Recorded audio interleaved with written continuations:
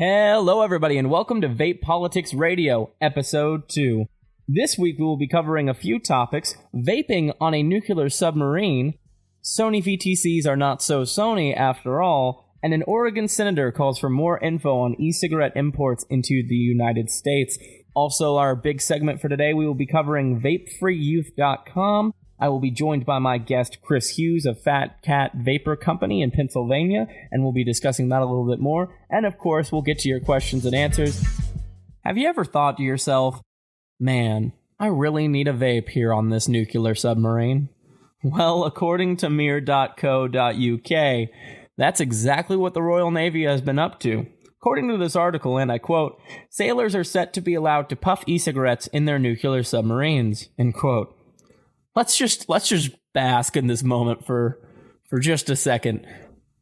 Nuclear submarines are vape friendly. That's magnificent. It brings a smile to my face. Apparently, a weapons engineer named William McNeely, age 25, went on the run after publishing an online dossier of alleged safety failings in the 4-sub Trident fleet. Basically, he deserted and posted up on the internet all these safety problems. And one of those things were that people were vaping on the nuclear submarines. Now, according to this article, he has gone back to duty, and the commanding officer stated that all of his allegations were just misunderstandings. However, one of the things that they wanted to clarify was e-cigarette use. And right here, Penny Mordaunt said, and I quote, only one of his allegations remained to be concluded, that electronic cigarettes were used on the submarine, end quote. That made the Navy wonder whether e-cigs do pose a fire risk. Ms. Mordaunt continued and said, this is now being examined by the Institute of Naval Medicine to ascertain whether electronic cigarettes may be suitable for use on submarines, end quote. According to an MOD spokeswoman, and I quote, there is clear evidence e-cigarette use would not have put safety of the boat at risk, end quote. I thought that was very cool. Sony. It appears the VTC4s and VTC5s are not so Sony after all. Sorry, but I worked really hard on that joke, and I am not letting this episode go by without using it. From PowerStream.com, an article from May 26th says the following. These are the final words on Sony's production plans for the US 18650 VTC4s and VTC5s. And I quote, our VP in sales spent a lot of time and energy trying to find someone at Sony that could tell us the status of the US 18650 batteries. He was successful, but the news is not so great. And I quote from Sony, thank you for your inquiry. The 18650 VTC type batteries are no longer manufactured by Sony. This product was never intended for individual public sale and are not eligible for warranty or engineering support. It was only available to OEM makers of specific devices. The specifications and markings on the battery may vary depending on the OEM's requirements. Therefore, it is difficult to determine the true manufacturer or authenticity of the batteries without physical inspection and manufacturing code research. This type of battery seems to be widely available on the internet market through non-authorized resellers. Let's take a moment here and just accept the fact that this is us, the vaping industry, these non-authorized resellers. Therefore, Sony is not liable for the performance or use of this type of battery for non-intended purposes. Such application should be done at the user's own risk. Furthermore, any battery of this type claimed to be Sony brand may be older stock. We apologize that we cannot offer further assistance with this matter. Sincerely, Sony. So basically, the Sony VTC4s and VTC5s are one of two things. Either 6 to 9 months old, because according to Sony, that's when they stopped manufacturing these batteries, or they're counterfeit, which does not really surprise anyone, honestly, does it? So here is my question to you. Do you use quote-unquote Sony VTC4s and 5s? And if so, what kind of battery will you be switching to in light of this new information?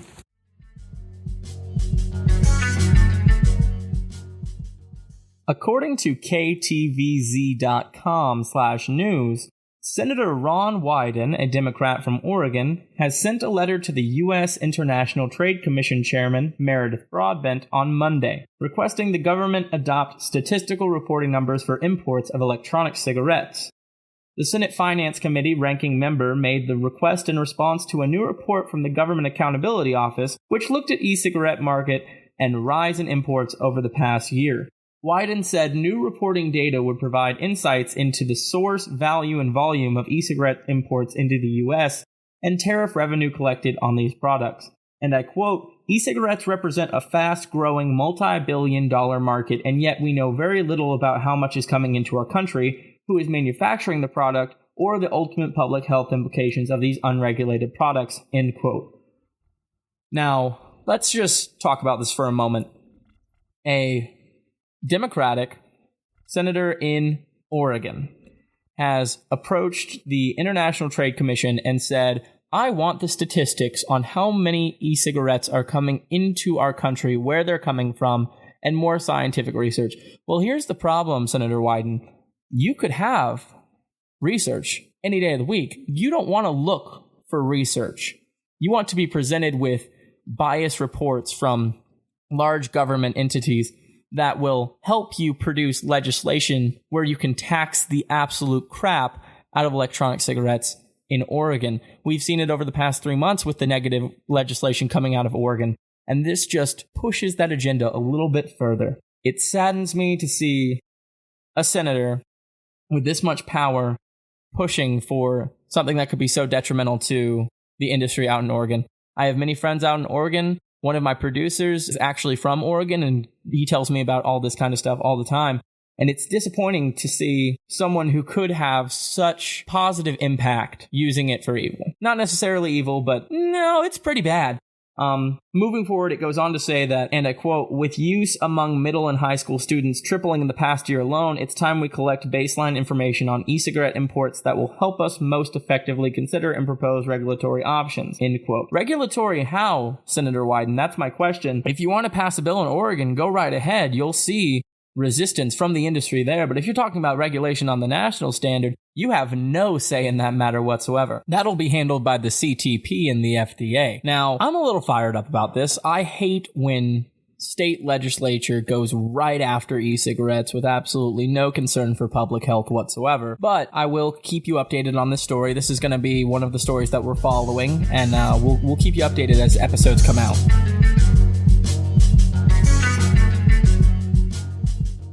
Our breaking news segment this week is, of course, going to be talking about VapeFreeYouth.com. Breaking news, VapeFreeYouth.com goes live. As we reported earlier, there was a closed-door meeting with the FDA and a group of e-liquid manufacturers. This group of manufacturers has joined together to create a set of principles to abide by that they believe will not only help the industry tremendously, but show the FDA that we can, in fact, self-regulate. And I quote from their website, www.vapefreeyouth.com, electronic cigarette and vaping industry statement of principles. Number 1, youth access. We don't sell to persons under the age of 18. Number 2, child-resistant packaging. We agree that all bottled e-liquid is required to have child-resistant and tamper-evident packaging.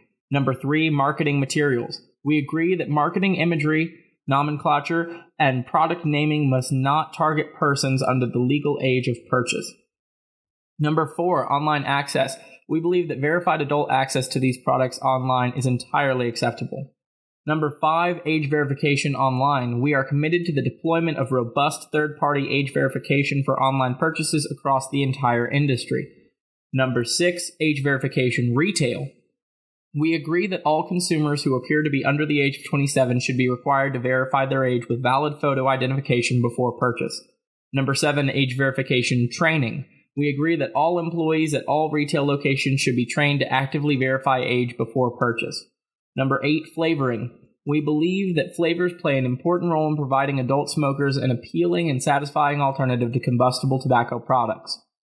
Number 9, flavor target adults only. We are committed to the development of a sensible protocol to ensure flavors used are not being used to target children.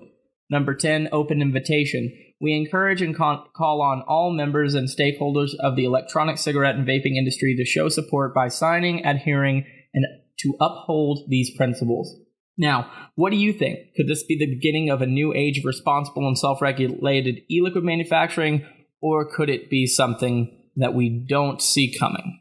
That is my question. Now, I'm going to have my guest, Chris Hughes, come on here in a moment, and we're going to discuss this a little bit more in depth. How you doing, Chris? Great. How are you doing today, Noah? I'm doing fantastic. So this new idea, this website, you've taken a look at it, right? Yes. What are your thoughts? Well, I think it's a good site. I think overall it's good. One of my a little bit of the concern that I have with the way the debate is shaping up, is I guess I should come right out and say, I mean, I'm not somebody that believes that anyone, and I know Dimitri feels this way, he's a good friend of mine, that there never has been any marketing to children of vapor products in the United States ever that I'm aware of. Marketing to children would be advertising in Tiger Beat magazine or highlights or on Nickelodeon TV, and that just simply doesn't happen. I mean, people are not marketing to an entire class of people that in about 46 or 47 states currently are legally prohibited from buying these products. Right. Now, tell us a little bit about yourself, Chris. Where do you hail from? What do you do? Yeah, I'm from Williamsport, Pennsylvania, and I've been vaping for about 4 years. 4 years this September, and about a year and a half ago, almost 2 years ago, I opened a business, Fat Cat Vapor Shop, here in Williamsport that sells just exclusively vapor products. We specialize in new people, and we like to think of ourselves as one of the biggest products of our market here is creating non-smokers. We like to see people substitute these products for smoking cigarettes. I mean, our target market is adult smokers. We're very strict with our age restrictions here, even though in Pennsylvania there is no age restriction. We're working with the SFATA chapter, which I'm the co-president of in Pennsylvania, to try and change that. Currently, we're pushing some legislation that will restrict the sale of these products to minors. Right. Now, in the pre-show, we were talking a little bit about Mountain Oak Vapors and Good Life Vapor, two of the founding members of this new idea. You carry both of them, correct? I do, yeah. I've carried Good Life Vapor since our business opened, and about the middle of last year, towards the end of last year, I picked up Mountain Oak Vapors, and that's how I got to know Dimitri and become very good friends with him. Awesome. Now, the website itself has over 200 signups in the last 48 hours. Do you think that we've seen anything like this on an advocacy level or just a industry level in the past 3 or 4 years? No, I mean, I think at the consumer level, I think consumers are becoming more aware of advocacy and the threats we face, just because advocates are have been very vocal about talking about it in the community. And I think for a time, 6 months or a year ago, I think you gauge the interest as almost zero among consumers. And I think consumers are becoming very much more interested in that.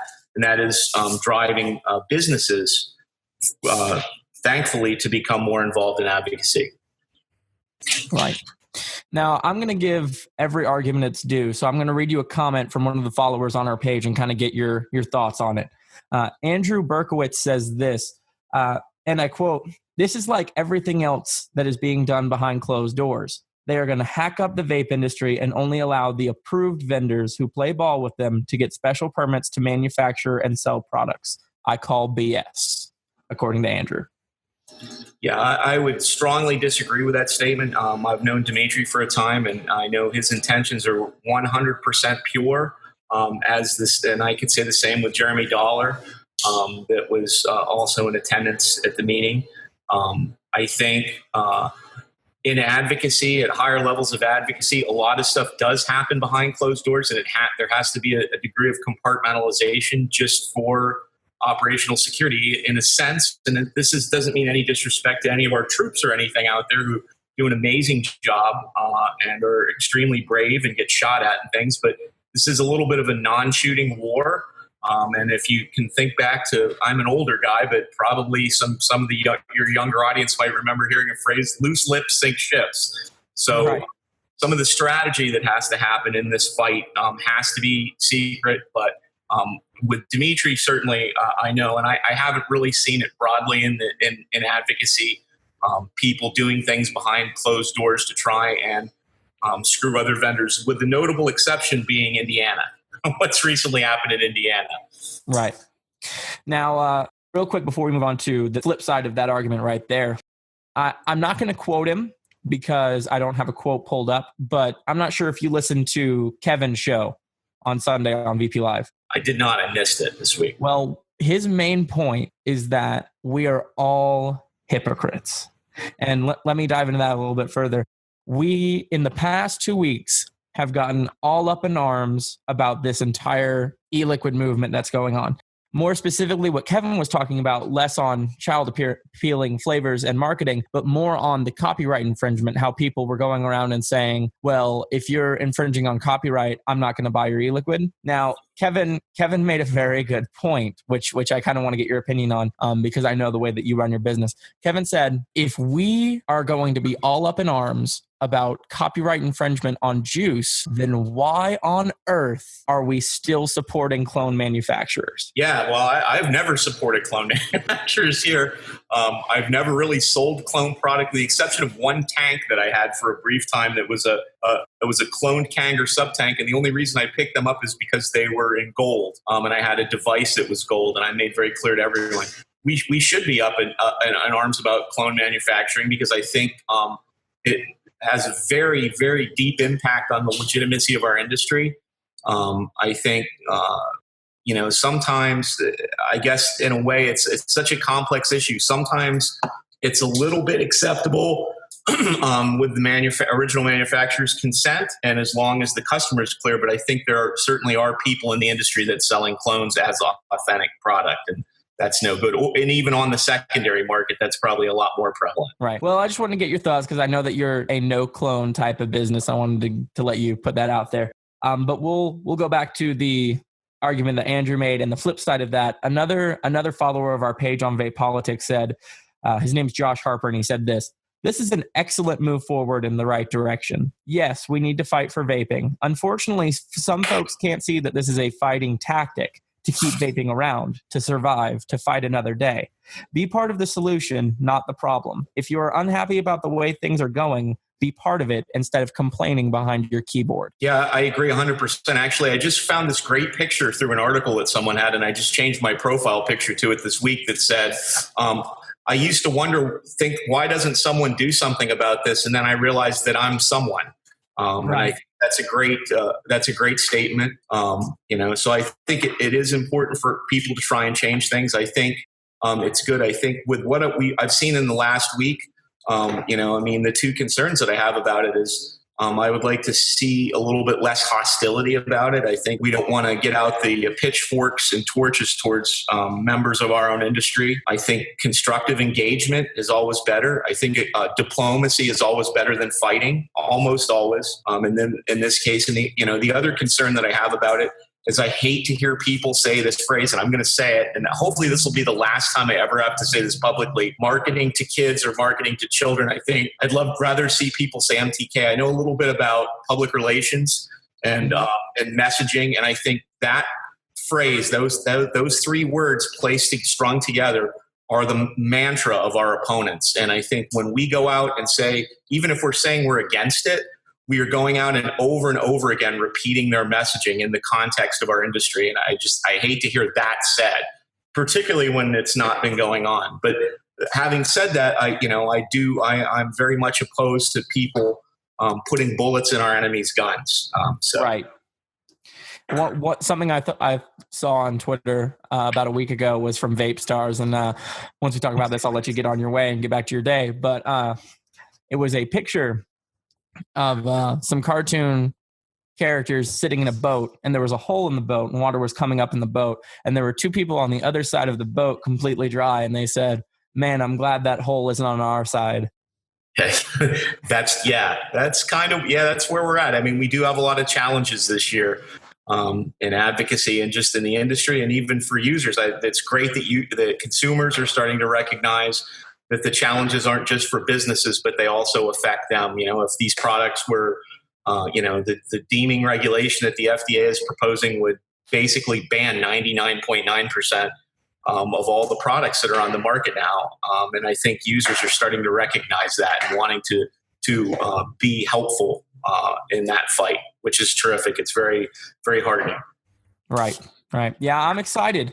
I think this can be a good thing. I think there are some slight issues with it, but I think we're going to see some change. I agree. No, I agree wholeheartedly. And I think it's terrific to see you do this whole show that is centered around advocacy. I love to see that. I know we've seen a couple of advocacy related theme podcasts spring up, and I think that's great because you're out there putting the information out in the hands of people that it's beneficial to them. Well, thank you, Chris. I appreciate that. All right, Chris, we will let you get on your way. I appreciate you coming on the show, and your words are always welcome here. Thanks for having me. No, I appreciate the offer. Absolutely. We'll see you next time. Yeah, we'll see you. Well, everybody, thank you for joining me on this week's episode of Vape Politics Radio. My question to you is, what do you think of VapeFreeYouth.com? Do you agree? Do you disagree? You can let us know in the comments on our Facebook page, facebook.vapepolitics.com, or follow us on Twitter at twitter.vapepolitics.com. I'd like to thank Chris Hughes of Fat Cat Vapor Shop for coming on and sharing his thoughts today. And for all of us here at Vape Politics headquarters, this is Noah Richardson signing off. We'll see you next week.